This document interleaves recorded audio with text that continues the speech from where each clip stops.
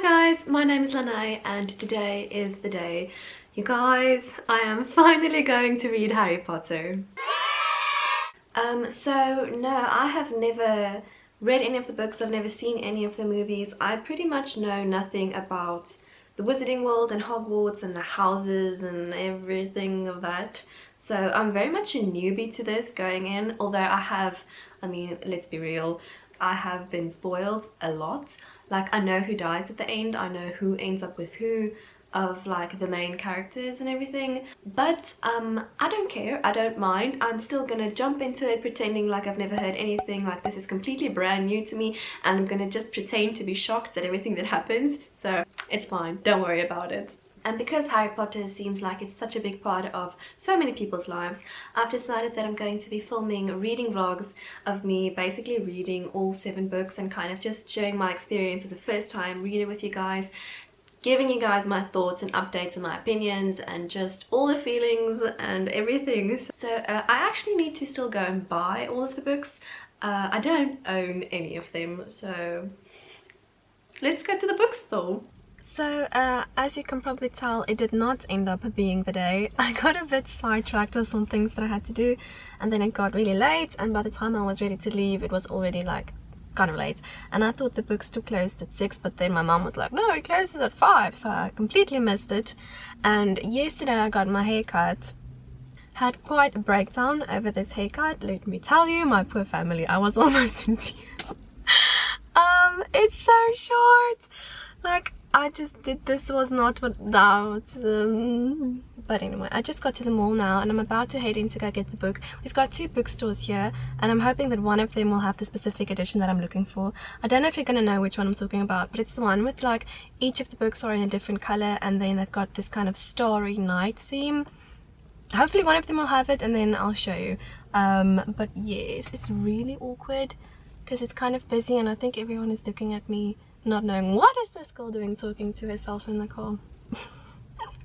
Okay, I've got them, you guys. So I just got back and I got the first 2 books already because they're both kind of short and I feel like they're going to be pretty quick reads. So I got the Philosopher's Stone and Chamber of Secrets, and they did have the pretty covers that I was looking for. Wait, let me first show you how pretty these are.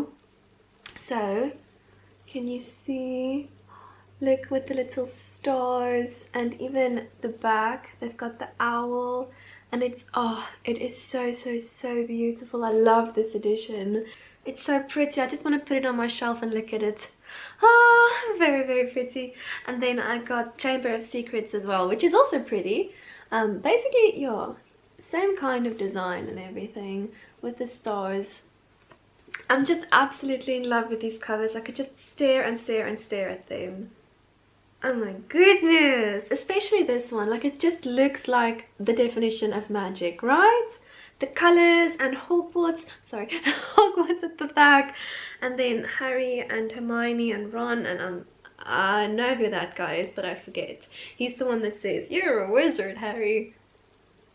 I don't know what his name is though. Do you know what I'm feeling like at the moment? When I was a kid, my mom would take us to the bookstore sometimes and she'd go and do her groceries and kind of just leave us there and be like, oh, you've got like an hour and a half, go pick out a book for yourselves. And then the pure magic of being surrounded by so many books and you can scour them all until you find the perfect one to take home, and then just that feeling of complete childlike joy and excitement to start reading. And I think essentially what I'm trying to say is I'm feeling a bit like a 7-year-old at the moment. Like, I'm so keen to get into these books.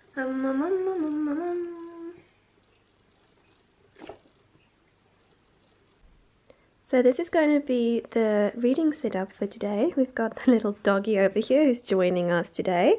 This is Amy, she's my mum's dog.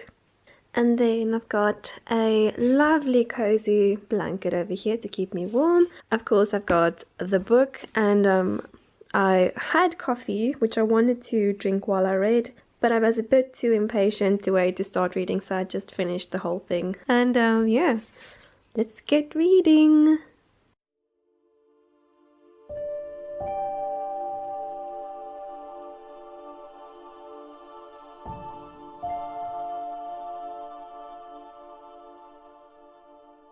Oh wow, this looks so cool. Okay, chapter 1.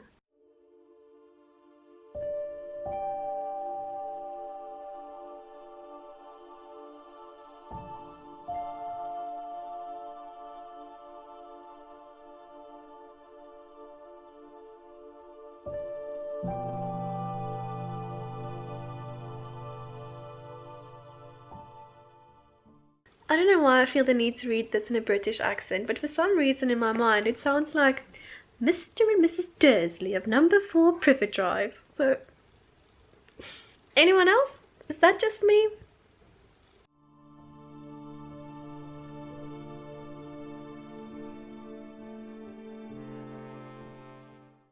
So, thoughts on the first chapter, which is all that I ended up reading yesterday, but definitely consider me confused and intrigued. That's probably the best way to describe it. There was a lot going on in the first chapter.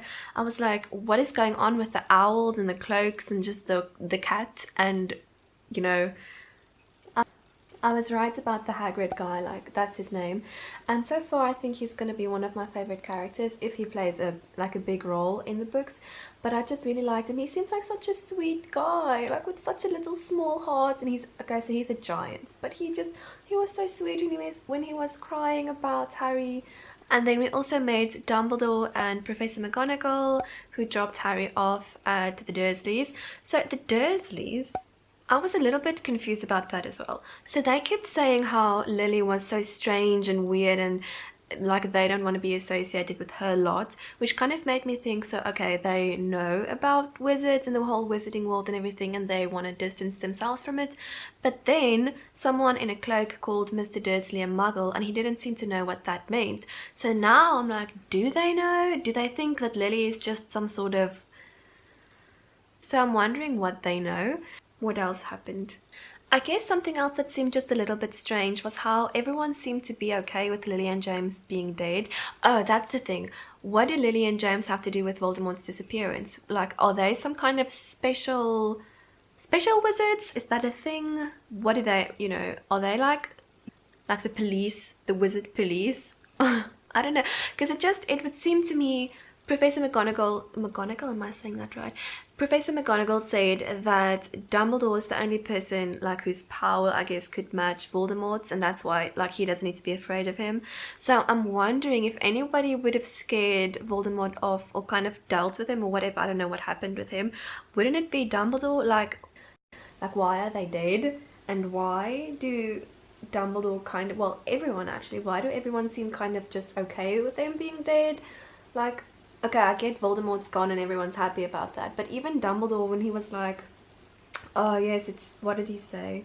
It's just like, oh yes, very sad, and then he kind of just went on with things, so I don't know. Well, we can't know these answers yet, can we? Because it's just the first chapter. I mustn't be so impatient. It finally makes sense. Sleeping under the stairs.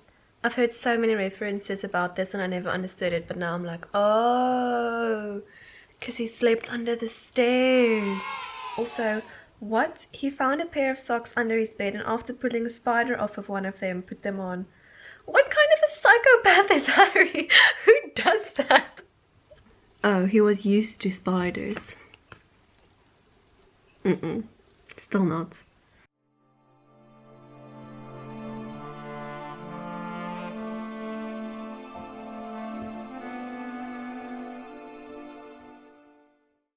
I just read the part where the letters from Hogwarts keep coming and then Uncle Vernon whisks them away to all of these remote, really dodgy places to escape the letters. And they're just a really weird bunch of people, very unlikable. But Harry is the cutest thing ever. Do you mean to tell me I've had this line wrong the whole time? It's Harry, you're a wizard, and not you're a wizard, Harry. Maybe it's different in the movie, so that's probably where I've heard that one. Because I've seen it on memes and things a lot. The Hagrid with his hair and his beard and he's like, you're a wizard, Harry. And then they turn it into something else, like, I don't know. So in the list from Hogwarts, there's also a list of everything that the first year students need to bring. And at the end of it, they say students may also bring an owl or a cat or a toad. I'm just like, how are those three things equally as cool? Like, like, who in their right mind would bring a toad if you can bring an owl or a cat? I don't know why this is so funny to me. Okay, now everything kind of makes a bit more sense. Hagrid just came and explained everything. Still, I think my favorite character. He's so funny. And I love how everything he says is written in his Scottish accent, and he's just, I like him. And I like how he's got a bit of a temper as well. And then I can just imagine him with his, like, this big huge giant with like messy hair and this massive beard and everything, and then he's got this Scottish accent and a little bit of a temper on him, and he's kind of like that guy that I'd imagine sitting at a bar causing like fist fights with everyone, like a pirate or something. And of course Voldemort isn't dead and he's not gone. He's probably out there building his armies, doing something that he's not supposed to be doing, something really bad and horrible, and he's just waiting for the right moment to pounce. So I'm definitely expecting that. Those wizards shouldn't have gotten as excited as they did, because he's still out there, just you wait. Something that I'm enjoying so much is finally kind of getting all the references in pop culture, and just, you know, these things that you hear all the time everywhere that I knew it was somehow related to Harry Potter, but I didn't really know what it was, what it meant, or, you know, anything. Like, I read about Quidditch and what that was. Like, I knew it was something with brooms, and it was in Harry Potter, and now Hagrid explained it all to Harry. And I just read the part about platform 9 3/4, which was also like, I've heard about it so many times, but I never understood it. And now I'm like, oh, that's what it is.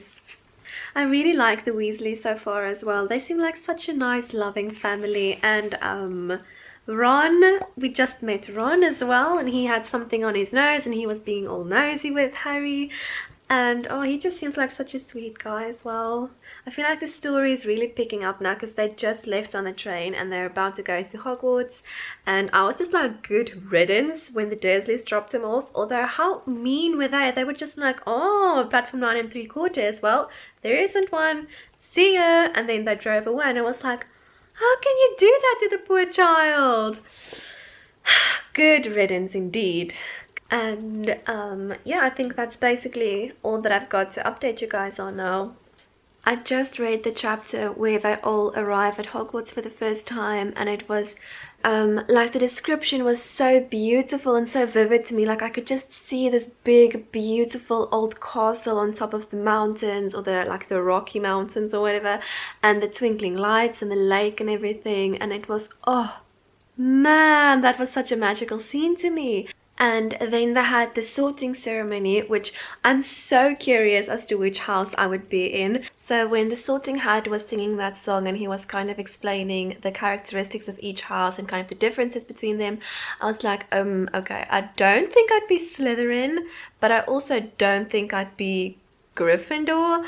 Like, I wouldn't particularly consider myself to be a brave or courageous person. So probably I think I'd be either a Ravenclaw or a Hufflepuff, and I definitely need to go find some kind of online quiz or something to do, and then see which house I belong to, because I'm definitely very interested to know about that. So I didn't grow up reading Harry Potter.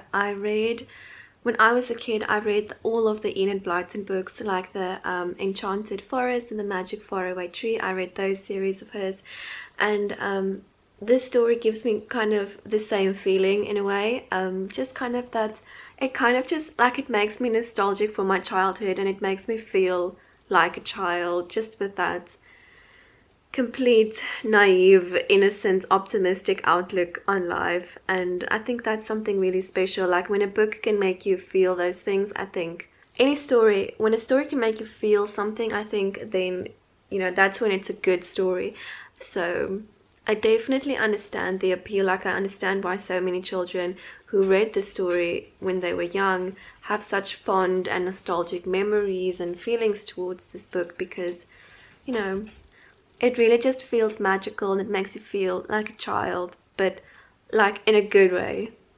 I think if there's anyone who would pick a toad over an owl or a cat, it would be someone called Neville Longbottom. And the poor boy actually seems so attached to the thing as well, because he lost it on the train, and then when he found it, well, when Hagrid found it, and he was like, Wait, what did he call him? What page was that? Trevor. Trevor the Toad. I think this is maybe a little bit controversial to say because I know everyone really seems to love Hermione, but if I'm completely honest, I feel like if I went to Hogwarts, I would have gotten pretty annoyed with her. She is just the perfect example of that kid in class who reminds the teacher that we had homework to do, and she's like, oh, you mustn't do this, you mustn't do that. And I feel like I would have been kind of like, oh, Hermione, you know? I don't know, maybe she changes a bit throughout the books as she gets older. She gets a bit less stiffy and kind of like, but at the moment she is not really the type of person that I would have wanted to be friends if I was in school. Like, sure, she'd be great for someone to copy your homework off of, or, you know, someone to help you with schoolwork, but anything else? Probably not. I'm sure you're a really nice person and everything, but I don't really want to be your friend. Just want to copy your homework, if that's okay. And I just thought it was really funny how when they were running away from this teacher who was chasing them, and they ended up in this locked room with a dog with like 3 heads or something, and then when they got out, she was like, you guys, we could have gotten killed, or worse, expelled. And I was just like, the logic, Hermione? Okay. Your priorities are clearly a bit different than everyone else's, but okay. Did Hagrid really call that 3-legged monster dog Fluffy? Okay. Okay, maybe I spoke a little bit too soon on Hermione. She actually seems pretty cool, especially now that they're all friends. She seems a little bit more like a normal person. And she seems like she's a really good friend, like the type of person to really put her friends first and to really take care of them and to help them out. So maybe I shouldn't have judged her so quickly. My heart just broke a little bit for Harry. I read the part where he finds the Mirror of Erised, and then he keeps seeing his mum and dad and his family in it, and then he keeps wanting to go back to see them again.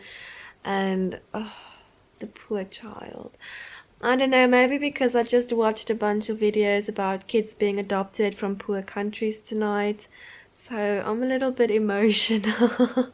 And also there's this line that Dumbledore says to Harry when he finds him there, and it kind of really resonates with me.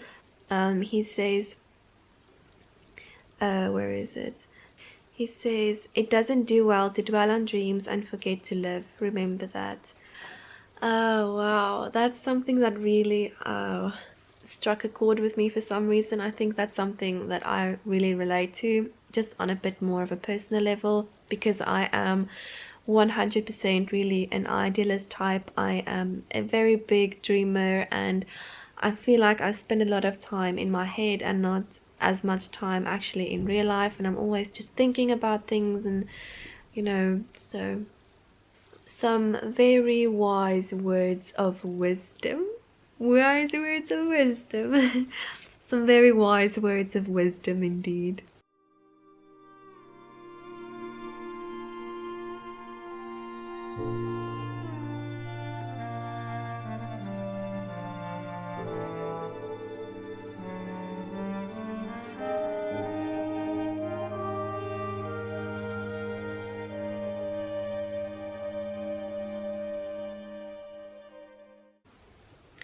Christmas at Hogwarts is just everything. I just read the Christmas chapter, and now I am just like, I've got all the warm fuzzies, and it was so magical and just festive and absolutely perfect.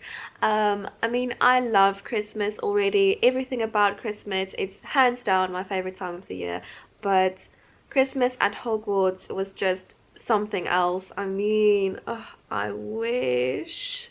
I just love how Harry was spending it there with the Weasley brothers, and Mrs. Weasley made him an ugly jumper and they were all wearing it, and then they had snowball fights and they had this great big feast in the big hall, and Dumbledore and the teachers and everyone were there, and they were all happy and merry and festive and drinking wine, and it's just, oh, you know, this is what you want to read when you're reading a book about characters that you really love. You just want to see them happy, having a good time, not worrying about bad things, and just, you know, just being happy and living their best life. And what's kind of crazy to me is I'm about 220-ish pages into the book now, and I already feel so attached to the characters, and I love Harry and Ron and Hermione's friendship. They kind of like, they feel like my friends already, and Hogwarts feels familiar and it feels so homey to me, although like, you know, I've barely been there for 100 pages, but I've just absolutely fallen in love with the place and the teachers and everything about it. So this story just gives me all of like the warm fuzzy feelings, and it makes me feel so like cozy and just happy. So I think I'm just gonna read for a tiny little bit now, and then go to bed because it's already pretty late, and tomorrow night I'm not gonna get a lot of sleep because some of my friends are coming over for a sleepover, and you know how that goes. So I'll see you guys tomorrow then. Okay, so we finally know what dear Fluffy the dog has been guarding. It is the Philosopher's Stone. Who would have thought? So this stone turns, where was it? The stone turns metal into gold and it makes you live forever. And the guy who invented it is the Nicholas Flamel, I think that's how you say it, Flamel guy. I knew, like, I remembered reading his name as well somewhere in the beginning of the book, but the whole time I was like, I'm too lazy to go look for it, I'm not gonna do it. And then luckily they didn't make me do it because Harry remembered as well. So he is a friend of Dumbledore and they worked together on, what was it again?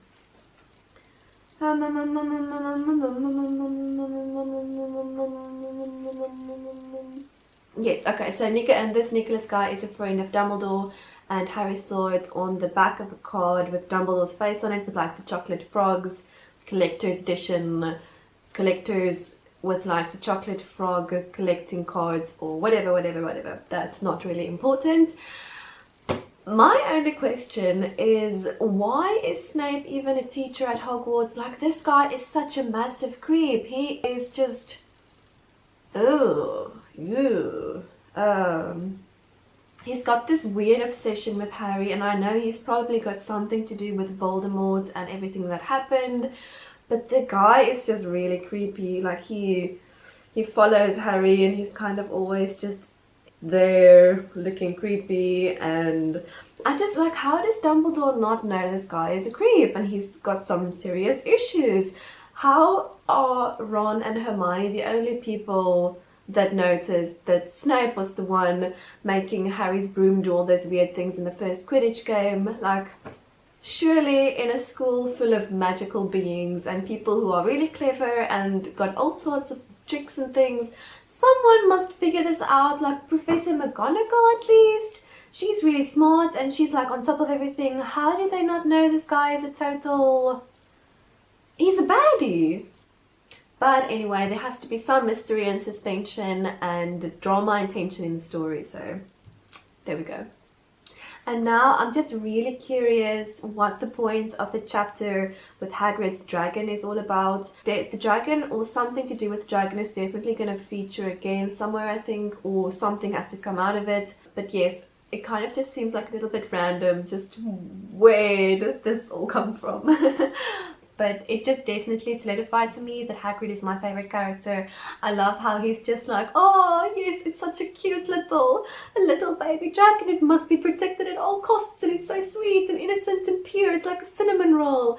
Meanwhile, the thing is just causing chaos and problems and drama for everyone. But Hagrid is like, no, my little baby. The same with Fluffy. He probably thinks that dog is like the light of the world. Sunshine, pureness, happiness, all the good that there is. Definitely my favorite character. I hope nothing happens to Hagrid in any of the 7 books. I would be really sad if something happens to Hagrid. Please tell me he survives and he's fine and happy at the end of the 7 books.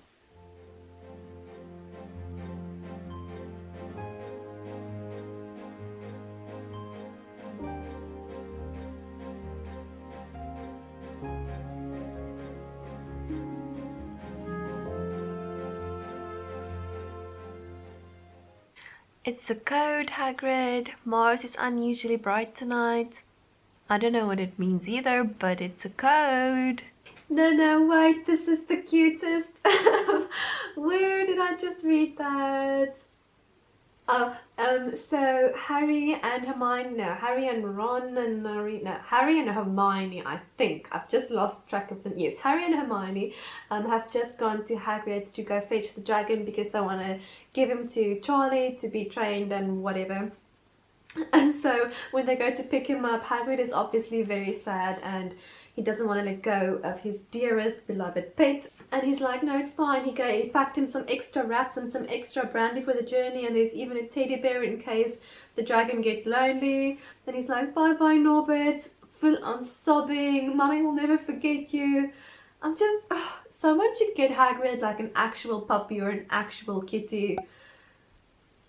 He's got so much love and he just gives it to all the wrong creatures. Okay, a bit off topic, but I didn't know Ron was actually called Ronald. Okay, back to the story. Sorry for that interruption. Oh my goodness, that's why they gave him the dragon. Oh no, Hagrid, he accidentally let slip how to get past Fluffy. Oh my goodness, I'm so nervous actually. Like, I've been reading this, I've been like chewing the insides of my mouth, and I'm just like, no, this is terrible. Okay, gotta keep reading. Okay, we are in the big climactic scene now. This is where all of the action is happening and, you know, things are just going. I have to say that I'm really impressed by J.K. Rowling's imagination. How, okay, so, well, I mean, you've all probably read the book, but I'm gonna say it in anyways.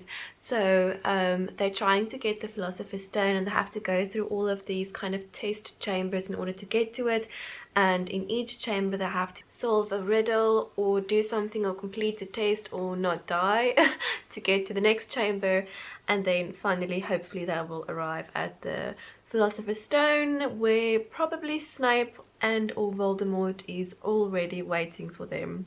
And she's just got such cool like little inventions and creations, like the guard plant and the flying keys and the real life chessmen.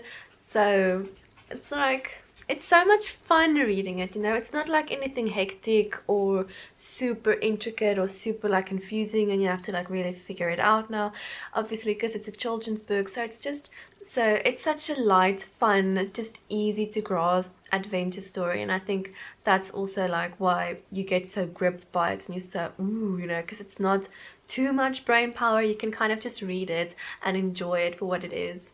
Okay, so Harry is now finally arrived in the last chamber, and there was already someone there, but it wasn't Snape, it wasn't even Voldemort.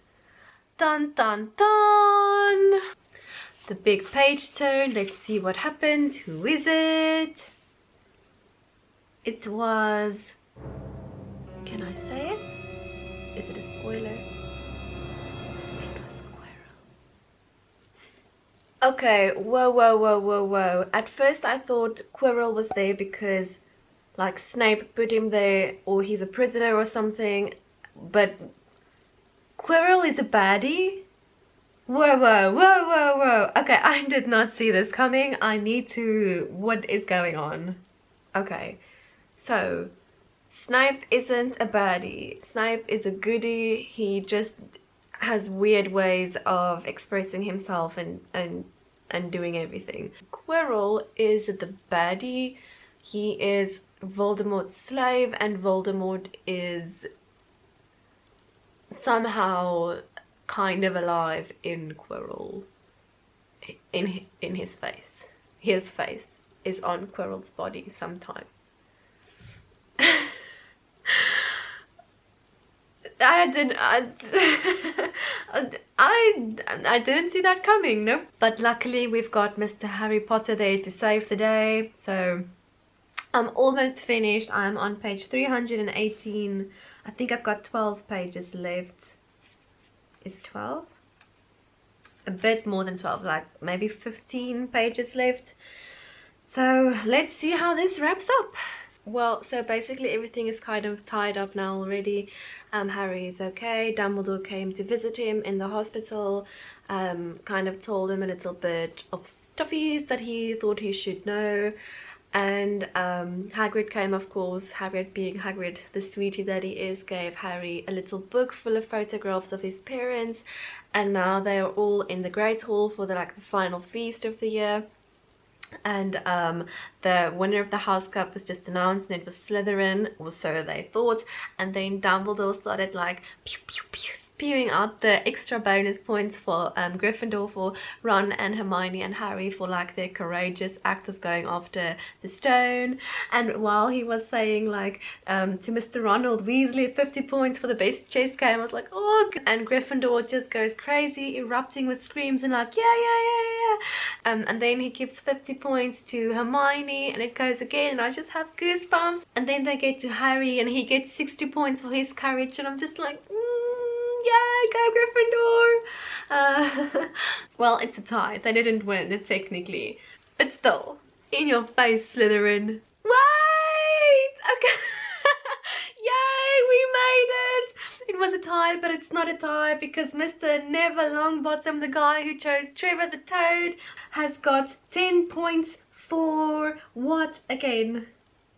Standing up to your friends. And so, Gryffindor for the win.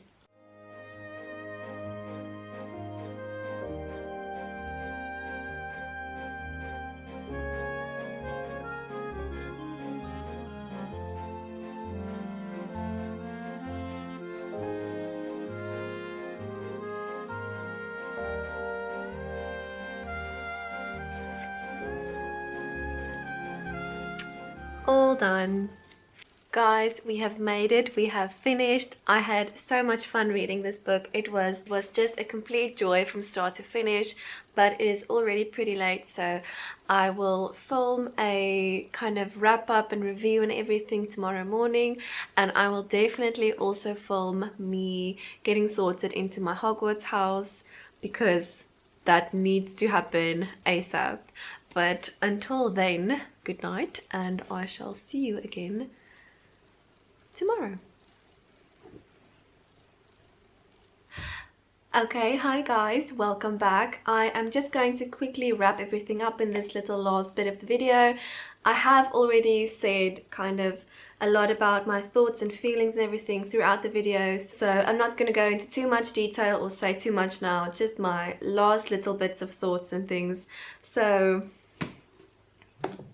I had so much fun reading this. It was just an absolute treat from start to finish. I loved getting to know the world and the characters. The characters were all so lovable and so relatable to me. I wish I was friends with Harry and Ron and Hermione in real life. Like, I really want to be part of their little friend group and go on all their adventures together. They just seem like the perfect friends. They're loyal and they've got your back, and they are like, we stand behind you, we are gonna go and do this totally crazy, stupid thing with you, whether or not we're supposed to, but if you jump, we jump. Hagrid is, like I said, my favorite character so far. I think he is just absolutely great.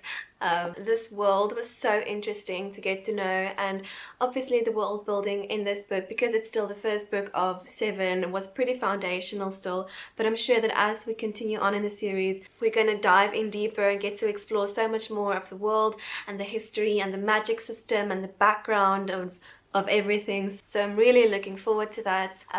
What else? I thought the pacing was really well done. I was never bored. There were never any moments where I was like, okay, why is this dragging on so much? What is the point of this? What is happening? You know, can we just get to the action? Like, none of that. There was always something happening, always something going on. It was pretty fast-paced actually. And I could tell that everything that was happening, everything that went on was important for some other aspect of the story. Even, you know, nothing was just there to be there. Everything had significance and everything was meant to be there. Even if we didn't get the answers in this book, like I'm sure it's going to show up in the next books. Like, you're going to be reading the 7th book and then remember something that happened or was said in the 1st book, and you're going to be like, oh, okay, now it all makes sense. I thought the writing was super easy to get into. It was funny, and the way that J.K. Rowling writes is just really relatable, and it's so easy to like get into it and then get lost in it. She's got such a kind of quirky writing style, and there's always these little bits of humor thrown in that you might kind of miss at first glance, but when you look at it you're like, oh, okay, that's actually really clever. Especially the word plays that she used to name the characters and all the random things of the world. Like, everything had such a cute ring to it, and it was easy to remember, and it was really memorable in that way. And obviously, because it is a children's book, the writing style was really easy. You know, it wasn't like deep and metaphorical and really like you have to think and what does this mean and what is going on. It was just, you know, open up the page and go.